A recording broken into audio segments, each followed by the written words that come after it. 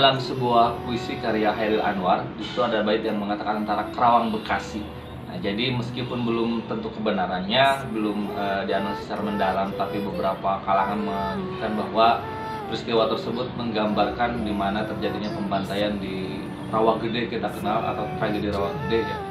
Pembantaian di Rawagede ini terjadi karena pemerintah Belanda pada saat itu mengeluarkan sebuah kebijakan yang disebut dengan agresi militer. Nah, ketika agresi militer Belanda tahun 1947, jadi beberapa tentara Belanda datang ke Karawang untuk mencari seorang tokoh yang dicari oleh mereka, namanya adalah Lukas Kustario. Lukas Kustario tidak ditemukan keberadaannya, juga tidak didapatkan informasi dari masyarakat, sehingga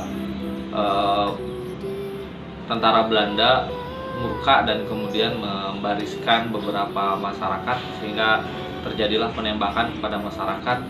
Kemudian banyak terjadi korban jiwa khususnya di masyarakat di sekitar Rawamerta, ya, tepatnya di Desa Balongsari, Kecamatan Rawamerta, sehingga peristiwa tersebut dikenal dengan peristiwa pembantaian Rawagede. Jika kita melintas sekitar wilayah Rawamerta Kabupaten Karawang, maka kita akan menjumpai satu monumen yang dibangun untuk mengenang peristiwa bersejarah, tepatnya di Desa Balongsari, Kecamatan Rawamerta, Kabupaten Karawang.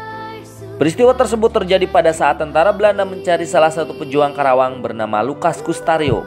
Namun, tidak ditemukan dan tidak didapatkan informasi keberadaan dari penduduk. Merasa kesal, tentara Belanda melancarkan aksinya dengan menembaki penduduk sekitar wilayah Rawamerta pada tanggal 9 Desember 1947, sehingga menimbulkan banyak korban jiwa. Beberapa kalangan menganggap bahwa pemerintah Belanda melakukan kejahatan kemanusiaan yang serius dengan menghilangkan nyawa penduduk dari suatu negara yang berdaulat. Namun, di sisi lain pemerintah Belanda mengakui kemerdekaan Indonesia hanya setelah peristiwa KMB. Perbedaan penafsiran tentang menyikapi peristiwa pembantaian di Rawagede dari sudut pandang Indonesia dan dari Belanda hendaknya dapat dipahami oleh peserta didik.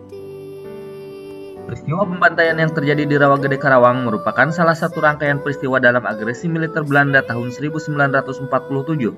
Dengan demikian, peserta didik khususnya yang ada di Karawang diharapkan mampu menganalisis mengenai peristiwa agresi militer Belanda I, serta perbedaan sudut pandang pemerintah Belanda dengan Indonesia dalam menyikapi peristiwa tersebut.